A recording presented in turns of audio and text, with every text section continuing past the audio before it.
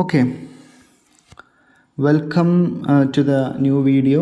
നമ്മൾ കഴിഞ്ഞ ക്ലാസ്സിൽ ചർച്ച ചെയ്ത Muslim deity in a Hindu temple എന്ന് പറഞ്ഞ ചാപ്റ്റർ തന്നെയാണ്. അതിൻ്റെ കണ്ടിന്യൂ ആയിട്ട് ആണ് നമ്മൾ ചെയ്യുന്നത് ഈ ഒരു വീഡിയോ. അപ്പോൾ അതിൽ നമ്മൾ കഴിഞ്ഞ ക്ലാസ്സിൽ ശിവാജിയെക്കുറിച്ചും പത്മാവതിയെക്കുറിച്ചും അതുപോലെ അസീസ് മുഹമ്മദിൻ്റെ കാഴ്ചപ്പാടുകളെക്കുറിച്ചൊക്കെയാണ് പറഞ്ഞത്. അപ്പോൾ ശരിക്കും നമ്മളുടെ ഈ ഒരു പ്ലോട്ട് സ്റ്റാർട്ട് ചെയ്യുന്നത് ഈ ഒരു വീഡിയോയിലാണ്. അപ്പോൾ നമുക്കത് എന്താണെന്നുള്ളത് നോക്കാം കേട്ടോ. One such fascinating story from the 14th century features a Muslim woman recalled to this day by Hindus as Tulukka Nachiyar. Tughlaq princess എന്നാണ് അതിൻ്റെ ഒരു ശരിക്കുള്ള ഒരു അർത്ഥം എന്ന് പറയുന്നത്. Who is said to have fallen in love with a Hindu god. The outline of the story is as follows. When a Muslim troops of Delhi plundered, okay, അപ്പോൾ 14ാം നൂറ്റാണ്ടിലെ ഒരു അത്തരത്തിലുള്ള കൗതുകരമായിട്ടുള്ള ഒരു കഥ നമ്മുടെ പിള്ള ഇവിടെ ഷെയർ ചെയ്യുന്നുണ്ട്. അത് ഹിന്ദു ദൈവവുമായി പ്രണയത്തിലായി ഒരു പ്രിൻസസിനെ കുറിച്ചാണ്, ഒരു രാജകുമാരിയെ കുറിച്ചാണ് എന്ന് പറയുന്നു. ആ ഒരു രാജകുമാരി എന്ത് ചെയ്യുന്നുണ്ട്, ഹിന്ദുക്കൾ ഇന്നും അനുസ്മരിക്കുന്നുണ്ട്. അപ്പോൾ എന്താണ് ആ രാജകുമാരി ചെയ്തത്, എന്ത് കാരണത്തിലാണ് ഹിന്ദുക്കൾ ഇപ്പോഴും ആ ഒരു മുസ്ലിം വനിതയെ, ആ മുസ്ലിം പ്രിൻസസിനെ അനുസ്മരിക്കാനും അതിനോട് പ്രാർത്ഥിക്കാനും ഒക്കെയുള്ള കാരണം എന്നുള്ളതാണ് നമ്മൾ അന്വേഷിക്കുന്നത്. അപ്പോൾ ആ ഒരു പ്ലോട്ട് ഇങ്ങനെ നമ്മുടെ ഓദർ ഇവിടെ ഷെയർ ചെയ്യുന്നുണ്ട്. The outline of the story is as follows. When Muslim troops from Delhi plundered temples in southern India. On their list was a great Vaishnava shrine at Srirangam in Tamil Nadu. Temple chronicles show that indeed idols were seized, and in this story the processional image of the deity is taken to Delhi. The reigning sultan consigns the idol to have a storeroom, while a local Tamil woman who had followed the troops returned to Srirangam and informs the temple authorities of the prices of whereabouts of their deity. Okay. അപ്പോൾ ഇവിടെ പറയുന്നത് ഒരു ചെറിയ സ്റ്റോറിയെക്കുറിച്ചാണ്. അതിപ്രകാരമാണ്. ഡൽഹിയിൽ നിന്നുള്ള മുസ്ലിം സൈന്യം നമ്മുടെ south ഇന്ത്യയിൽ വരികയും അവിടെ തമിഴ്നാട് ശ്രീരംഗത്തുള്ള ഒരു മഹത്തായ വൈഷ്ണവ ആരാധനയത്തിൽ എന്ത് ചെയ്യുന്നുണ്ട്, അവിടെ ഒരു വിഗ്രഹം സ്ഥാപിച്ചിരുന്നു. അതെന്ത് ചെയ്യുന്നുണ്ട്, അവർ ഡൽഹിയിലോട്ട് കടത്തുന്നുണ്ട്. ഈ കഥയിൽ ദേവൻ്റെ ഘോഷയാത്ര ഡൽഹിയിലേക്ക് അതായത് ദേവനെ എന്ത് ചെയ്യുന്നുണ്ട്, ഡൽഹിയിലേക്ക് കൊണ്ടുപോകുന്നുണ്ട്. ഭരിക്കുന്ന സുൽത്താൻ വിഗ്രഹം ഒരു സ്റ്റോർ റൂമിലേക്ക് അയക്കുന്നു. അതേസമയം സൈന്യത്തെ പിന്തുടർന്നൊരു പ്രാദേശിക തമിഴ് സ്ത്രീ ശ്രീരംഗത്തേക്ക് മടങ്ങുകയും അവരുടെ പ്രതിഷ്ഠതയുടെ കൃത്യമായ സ്ഥാനം ക്ഷേത്ര അധികാരികളെ അറിയിക്കുകയും ചെയ്യുന്നു. ഓക്കെ, അപ്പോൾ തമിഴ്നാട്ടിൽ ശ്രീരംഗത്തുള്ള ഒരു ടെമ്പിളിൽ നിന്ന് ഡൽഹിയിൽ ഭരിച്ചിരുന്ന സുൽത്താനെ, അദ്ദേഹത്തിൻ്റെ ട്രൂപ്സ് ആ ഒരു വിഗ്രഹം അവിടുന്ന് എടുത്തുങ്ങാണ്ട് ഡൽഹിയിലോട്ട് കൊണ്ടുപോവുകയാണ്. അപ്പോൾ ആ ഒരു സമയത്ത് അവിടെ ഉണ്ടായിരുന്ന ഒരു തമിഴ് സ്ത്രീ ഇവരെ ഫോളോ ചെയ്യുന്നുണ്ട്. അവർ എന്നിട്ട് എന്ത് ചെയ്യുന്നുണ്ട്, ഇവർ ഈ ഒരു ശ്രീരംഗത്തേക്ക് മടങ്ങി വന്നിട്ട് എന്ത് ചെയ്യുന്നുണ്ട്, അവിടുത്തെ ക്ഷേത്രാധികാരിയോട് പറയുന്നുണ്ട്, എന്ത് സുൽത്താൻ്റെ കയ്യിലുണ്ട് ഈ ഒരു വിഗ്രഹം എന്ന് പറയുന്നുണ്ട്. അപ്പോൾ അങ്ങനെയാണ് ഈ ഒരു സ്റ്റോറി ആരംഭിക്കുന്നത്. അപ്പോൾ ഡൽഹിയിൽ നിന്നുള്ളൊരു സൈന്യം എന്ത് ചെയ്യുകയാണ്, രാജ്യത്തിൻ്റെ സൗത്ത് ഇന്ത്യയുടെ പല ഭാഗത്തുള്ള ഇത്തരം വിഗ്രഹങ്ങളൊക്കെ ശേഖരിച്ച് തട്ടിയെടുത്ത് എന്ത് ചെയ്യാണ്, ഡൽഹിയിലോട്ട് കടത്തുന്ന ആ ഒരു പ്രക്രിയയിൽ ശ്രീരംഗത്തുള്ള ആ ഒരു ദേവൻ്റെ വിഗ്രഹം എന്ത് ചെയ്യുകയാണ്, അതിനോടൊപ്പം അവർ കൊണ്ടുപോകുന്നു. ഒരു തമിഴ് സ്ത്രീ അവരെ ഫോളോ ചെയ്തിട്ട് ഈ വിഗ്രഹം സുൽത്താൻ്റെ കയ്യിലുണ്ട്, സുൽത്താൻ്റെ കൊട്ടാരത്തിലുണ്ട് എന്ന് ക്ഷേത്ര അധികാരികളെ അറിയിക്കുകയും ചെയ്യുന്നു. ശേഷം എന്ത് സംഭവിക്കുന്നു നോക്കാം. Dozens of priests now make their way to court, where, after entering the Sultan with a series of performances, they request the return of their lost idol. The cheerful Tughlaq king is happy to grant them this, commanding his men to go to the storeroom and fetch Srirangam's deity. Everyone is, at this point, rather pleased with the turn of events, and we have every hope of happy ending. Okay. അപ്പോൾ അങ്ങനെ ആ ഒരു സ്ത്രീ എന്ത് ചെയ്തു, ക്ഷേത്രാധികാരികളെ അറിയിച്ചു. അപ്പോൾ ഈ ഒരു സംഭവം കേട്ടിട്ട് അവിടേക്ക് എന്താണ് ഒരുപാട് പുരോഹിതന്മാർ, ഒരുപാട് സന്യാസികൾ എന്ത് ചെയ്യാണ്, സുൽത്താൻ്റെ ആ ഒരു വസതിയിലേക്ക് പുറപ്പെടുന്നു. എന്നിട്ട് എന്ത് ചെയ്യാണ്, സുൽത്താനോട് അപേക്ഷിക്കുകയാണ് അത് ആ ഒരു ദേവനെ തിരിച്ചു തരാൻ വേണ്ടിയിട്ട്. അപ്പോൾ സുൽത്താൻ്റെ മുമ്പിൽ എന്ത് ചെയ്യുന്നുണ്ട്, ഇവർ ഒരുപാട് പെർഫോം ചെയ്യുന്നുണ്ട്, ഇവരുടെ കലകളൊക്കെ പെർഫോം ചെയ്തിട്ട് എന്ത് ചെയ്യുന്നുണ്ട്, സുൽത്താനോട് ആവശ്യപ്പെടുന്നുണ്ട് അത് ഞങ്ങൾക്ക് തിരിച്ചു തരണമെന്ന് പറയാണ്. അപ്പോൾ സുൽത്താൻ അവസാനം ഇത് അംഗീകരിക്കുകയാണ്. അവരുടെ ദേവനെ എന്ത് ചെയ്യാണ്, ഇവർക്ക് തിരിച്ചു കൊടുക്കാൻ വേണ്ടിയിട്ട് എന്ത് ചെയ്യാണ്, അവർ തീരുമാനിക്കണം. അങ്ങനെ സ്റ്റോർ റൂമിൽ പോയിട്ട് അത് എടുത്ത് കൊണ്ടുവരാൻ ആരോട് പറയാണ്, ആൾക്കാരോട് പറയാണ്. അങ്ങനെ എല്ലാവരും ഒരു ഹാപ്പി എൻഡിങ് പ്രതീക്ഷിച്ചിരിക്കുന്ന സമയം എന്ത് ചെയ്യുകയാണ്, അവിടെ വരികയാണ്. അപ്പം അങ്ങനെ ഇരിക്കുന്ന ഈ ഒരു സംഭവത്താണ് വേറൊരു സംഭവം കൂടി ഉണ്ടാവുന്നത്. അവിടെ ഒരു ട്വിസ്റ്റ് ഉണ്ടാവുന്നുണ്ട്. This is where the twist occurs. It so happens that the Sultan's daughter had long before gone into the storeroom and collected the idol, taking it her apartment and there praying with the deity as a doll. The implication, however, is that by dressing him, feeding him and garlanding him, as is done to deities in Hindu rituals, the princess was essentially worshipping the image, winning divine affection when the appeal from the Sri Rag party is heard. The deity puts her to sleep and agrees to return south, only for the Tughlaq princess to wake up the distraught. She has chance to catch up with the Brahmins, who meanwhile have split, one group hiding in the idol of Tirupati. Okay. അപ്പോൾ ഇവിടെയാണ് ഒരു twist സംഭവിക്കുന്നത്.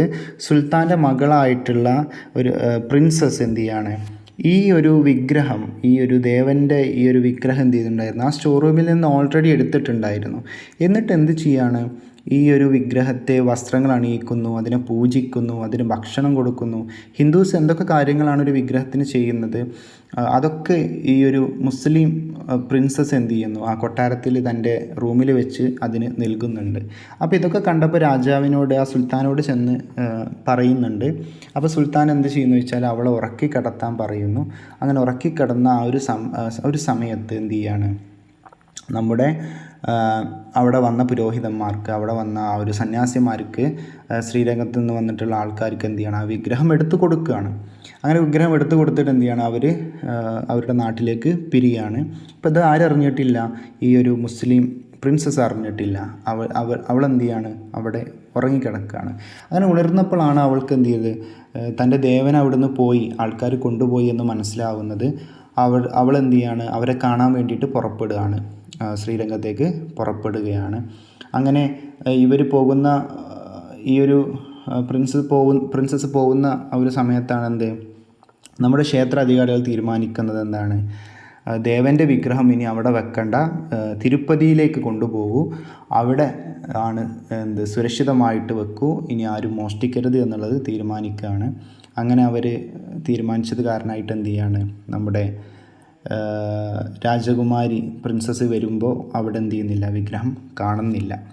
അപ്പോൾ അങ്ങനെ ഒരു സ്റ്റോറിയിലോട്ടാണ് നമ്മളിത് പോകുന്നത്. ശേഷം നോക്കുക, arriving in Srirangam but not finding the deity even here. അപ്പോൾ അങ്ങനെ നമ്മുടെ പ്രിൻസസ് എവിടെ എത്തി, ശ്രീരംഗത്തേക്ക് എത്തി അല്ലേ. അവിടെ ആരെ കാണുന്നില്ല, ആ ഒരു ദേവൻ്റെ ആ ഒരു ശില്പി അല്ലെ, അവൾ ആരാധിച്ചിരുന്ന, അതിനെ പരിപാലിച്ചിരുന്ന ആ ഒരു ശില്പി എന്ത് ചെയ്യുന്നില്ല, അവിടെ കാണുന്നില്ല. The princess perishes in the pangs of വിരഹ സെപ്പറേഷൻ അല്ലേ. അപ്പം അങ്ങനെ അവൾക്ക് എന്ത് ചെയ്യാണ്, വളരെ വിഷമാവുകയാണ്. Her sacrifice is not for nothing though when eventually the deity comes home he commands the priest to recognize his Muslim concert commemorated ever since in a painting with the temple on his processional tour of the premises. To this day the deity is offered North Indian food at this spot. Okay, അങ്ങനെ നമ്മുടെ ദേവന് ശ്രീരംഗത്തേക്ക് തിരിച്ചു വരികയാണ്. എന്നിട്ട് ദേവൻ പറയുകയാണെന്ത്, അതായത് ഈ ഒരു deity, ആ ഒരു ദേവൻ, ആ ഒരു ശില്പി അല്ലെ, ആ ഒരു ആരാധനാ വസ്തു അവിടുത്തെ ആൾക്കാരോട് പറയുകയാണെന്ത്, എന്നെ കാണാത്ത സങ്കടത്താൽ വിഷമിച്ചു പോയ അല്ലെങ്കിൽ മരിച്ചു പോയ ഈ ഒരു മുസ്ലിം വനിതയെ എന്താണ് ഒരു മഹത്തായിട്ടുള്ള ഒരാളാണ്, ഒരു സ്ത്രീയാണ്. അതുകൊണ്ട് നമ്മൾ അവളെ എപ്പോഴും ഓർക്കണം. അവളുടെ ഒരു ഫോട്ടോ, അവളുടെ ഒരു പെയിൻറ്റിങ് എന്ത് വേണം, നമ്മുടെ അമ്പലത്തിനുള്ളിൽ നമ്മൾ വരച്ച് വെക്കണം. അതിനെല്ലാവരും എന്ത് ചെയ്യണം, പൂജിക്കണം എന്നൊക്കെ എന്ത് ചെയ്യാണ്, പറയാണ്. അപ്പോൾ അങ്ങനെ ഇരിക്കുന്ന ഒരു സാഹചര്യത്തിലാണെന്ത് ഈ ഒരു മുസ്ലിം പ്രിൻസസിൻ്റെ ഫോട്ടോ ആ ഒരു ടെമ്പിളിൽ വരാനുള്ള കാരണവും അതുപോലെ തന്നെ ഒരുപാട് നോർത്ത് ഇന്ത്യൻസ് അവിടെ വരാനുള്ള കാരണമൊക്കെ ആയത്. അപ്പോൾ ഒരുപാട് നോർത്ത് ഇന്ത്യൻ ഫുഡൊക്കെ എന്ത് ചെയ്യുന്നുണ്ട് ഇപ്പോൾ ആ ഒരു വിഗ്രഹത്തിന് കൊടുക്കുന്നുണ്ട് എന്നുള്ളതാണ് എന്ത് പറയുന്നത്. ഓക്കെ, അപ്പോൾ അവരുടെ ഒരു ഫോട്ടോ എന്ത് ചെയ്യുന്നുണ്ട് ഈ ഒരു DT ആ ഒരു ദേവൻ്റെ ഒപ്പം ഇപ്പോഴും ആ ഒരു അമ്പലത്തിൽ, ശ്രീരംഗത്തിൻ്റെ അമ്പലത്തിൽ കാണാം. കാരണം ആ ഒരു ഡേറ്റിനെ, ആ ഒരു ദേവനെ കാണാതെ വിഷമിച്ച് മരിച്ചിട്ടുള്ള ഒരു സ്ത്രീയാണ്, ഒരു പ്രിൻസസ്സാണ് അവൾ അല്ലേ. അതുകൊണ്ട് ആണെന്ത് അവിടുത്തെ ആൾക്കാർ ഇപ്പോഴും അവളെ ഒരു മഹത്തായിട്ടുള്ള ഒരാളായിട്ട് എന്ത് ചെയ്യുന്നത്, കാണുന്നത്. ശേഷം പറയുന്നത് the story is a remarkable one with an exact parallel in the Melkote of Thirunarayanapuram temple in Karnataka, where in fact she has been enshrined as a veiled idol. Though it seems unlikely that a Tughlaq princess actually came to the south head over heels in love with a deity, could it have been that there was a Muslim woman instrumental having idols released from Delhi? Or is it that Davis suggests a counter epic where the roles are reversed? Instead of a Muslim king chasing after Hindu princess, we have a Muslim princess bestowed with the Hindu divine.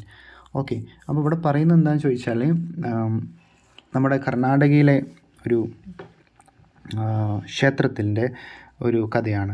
ഈ കഥ ശ്രദ്ധേയമായിട്ടുള്ള ഒന്നാണ് എന്നുള്ളത് നമ്മുടെ എഴുത്തുകാരൻ പറയുന്നുണ്ട്. കർണാടകയിലെ മേൽക്കോട്ട് തിരുനാരായണപുരം ക്ഷേത്രത്തിൽ കൃത്യമായ സമാന്തരമുണ്ട്. അവരുടെ വാസ്തവത്തിൽ അവളെ ഒരു മൂടുപടം ധരിച്ച വിഗ്രഹമായി പ്രതിഷ്ഠിച്ചു. അങ്ങനെ കർണാടകയിൽ ഇവളുടെ, അതായത് ഈ ഒരു പ്രിൻസസിൻ്റെ വിഗ്രഹം അവിടെ ഇപ്പോൾ ഉണ്ട് എന്നുള്ളതാണ് പറയുന്നത് ഒരു അമ്പലത്തിൽ. ദെൻ ശേഷം പറയുന്നു അല്ലേ, ഒരു തുഗ്ലക് രാജകുടുംബത്തിലെ ഒരു മുസ്ലിം യുവതി ഒരു ഹിന്ദു ദേവനെ രക്ഷിക്കാൻ വേണ്ടി, അല്ലെങ്കിൽ അതിനെ ഒന്ന് കാണാൻ വേണ്ടി അവരെടുത്ത ആ ഒരു റിസ്കിനെ അവിടുത്തെ ആൾക്കാർ പ്രശംസിച്ചു എന്നുള്ളതാണ് പറയുന്നത്. അപ്പോൾ അത് കാരണമായിട്ടാണ് അവൾക്ക് ഇപ്പോഴും അവരുടെ ആ ഒരു നാട്ടിൽ ഒരു കൃത്യമായിട്ടുള്ള സ്ഥാനം കൊടുക്കാൻ അവരെന്ത് ചെയ്യുന്നത്, ഇപ്പോഴും ശ്രമിക്കുന്നത്. അപ്പോൾ അതിൻ്റെയൊക്കെ കാരണമായിട്ടായിരിക്കും എന്ത് ഇത്തരം ഇതിഹാസങ്ങൾ നമ്മൾ കേൾക്കുന്നത്. ഏതുപോലത്തെ കാലങ്ങൾ പിന്നിട്ടപ്പോൾ നമ്മൾ പണ്ട് പറഞ്ഞ പത്മാവതി അല്ലെ, ഒരു രാജാവ് ഒരു യുവതിയെ ഫോളോ ചെയ്യുന്നതിന് പകരം ഇവിടെ എന്ത് ചെയ്യാണ്, ഒരു യുവതി ഒരു ദേവനെ ഫോളോ ചെയ്ത് ഒരു സംഭവമായിട്ടാണ് നമ്മളിവിടെ കാണുന്നത്. അപ്പോൾ ഇത്തരം മിത്തുകളിലൂടെയാണ് നമ്മുടെ ഈ ഒരു ചരിത്രം സൃഷ്ടിക്കപ്പെട്ടത് എന്നുള്ളതും കൂടെ പിള്ള എന്ത് ചെയ്യുന്നതാണ്, നമ്മൾ ഓർമ്മിപ്പിക്കുകയാണ്. അപ്പോൾ ഇത്തരം ഇടപെടലുകൾ ഹിന്ദു മുസ്ലിം എന്ന് പറഞ്ഞ ആ ഒരു രണ്ട് റിലീജിയൻക്കിടയിൽ ഉണ്ടായിട്ടുണ്ട്. അവരുടെ ആ ഒരു എന്താ പറയുക, സാഹോദര്യം ഇത്രത്തോളം ആഴത്തിലുള്ളതാണ് എന്നുള്ളതൊക്കെയാണ് ഈ കഥകളിലൂടെ നമുക്ക് നമ്മുടെ എഴുത്തുകാരൻ കാണിച്ചു തരുന്നത്. By accepting the concept of Tughlaq Nachiyar, with this temple was a space created to locate a newcomer Muslims in the world of orthodox Hindu. ഈ തുഗ്ലക് നാച്ചിയാർ എന്ന് പറഞ്ഞ ഈ ഒരു സാങ്കല്പം, ഒരു മിത്ത് അംഗീകരിച്ചുകൊണ്ട് ക്ഷേത്രത്തിനുള്ളിൽ യാഥാസ്ഥികമായ ഹിന്ദുവിൻ്റെ ലോകത്തിനുള്ളിൽ പുതുതായി വന്ന മുസ്ലിമിനെ കണ്ടെത്താൻ ഒരിടം സൃഷ്ടിച്ചു. ഈ സാധ്യതകളുടെ സംയോജനത്തിൽ സത്യം അടങ്ങിയിരിക്കാം. പക്ഷേ ഇന്ത്യയുടെ വിശ്വാസങ്ങൾക്കിടയിൽ പ്രതിസന്ധിയുടെ നിമിഷങ്ങൾ ഉണ്ടായപ്പോൾ ഐതിഹ്യവും കെട്ടുകഥകളും അവരെ അനുവദിച്ചുവെന്ന് ഒരിക്കൽ കൂടി നമ്മളോട് പറഞ്ഞുകൊണ്ട് ഗംഭീരമായ അഭിനേതാക്കളോട് കൂടി വർണ്ണാഭമായിട്ടുള്ള വെളിപ്പെടുത്തുന്ന ആഖ്യാനമാണെന്ന് നമുക്ക് ഉറപ്പിക്കാം. നേർക്കുനേർ കാണുക, പുതിയ നിലത്തിലേക്ക് നീങ്ങുക. നമ്മുടെ സ്വന്തം തർക്ക സമയത്ത് നാം ഓർക്കുന്നത് ബുദ്ധിയുള്ള പാഠമാണ്. അപ്പോൾ ഇതിലൂടെ പറയുന്നത് എന്താണെന്ന് ചോദിച്ചാൽ, നമ്മുടെ പിള്ള അവസാനമായിട്ട് നമ്മളോട് പറയുന്നത് എന്താണ്? അല്ലെ, ഈവൻ മിത്തിൽ പോലും എന്ത് ചെയ്യുന്നുണ്ട്, ഇത്തരം സാഹോദര്യങ്ങൾ അല്ലെങ്കിൽ ഇത്തരം മതപരമായിട്ടുള്ള സൗഹൃദങ്ങൾ നിലനിൽക്കുമ്പോൾ എന്തിനു വേണ്ടിയിട്ടാണ് നമ്മളിപ്പോഴും വഴക്ക് കൂടുന്നത്? നമ്മൾ പല കാര്യങ്ങളിലും മിത്തിനെ മിത്തിനെ കാരണമാക്കി വെച്ചുകൊണ്ട് പലരെയും നമ്മൾ ശത്രുക്കളായിട്ട് കാണുന്നത് എന്നുള്ളത് കൂടിയാണ് അദ്ദേഹം ചോദ്യം നമ്മളോട് ചോദിക്കുന്നത്. അപ്പോൾ ഇന്ത്യയുടെ ഈ പശ്ചാത്തലത്തിൽ നമ്മൾ മുന്നോട്ട് പോവേണ്ടതുണ്ട്. ഇനിയും ഒരുപാട് കാലം നമ്മൾ ഒരുമിച്ച് ജീവിക്കേണ്ടതുണ്ട് എന്നുള്ള ഒരു മെസ്സേജ് ആയിരിക്കാം അദ്ദേഹം ഈ ഒരു വാക്യാനങ്ങളിലൂടെ നമ്മളോട് പറയാൻ ആഗ്രഹിച്ചത്.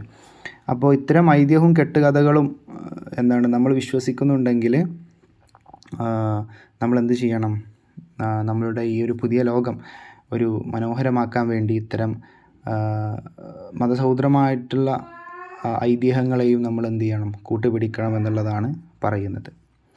So that's all this chapter, and see you in the next video. Bye.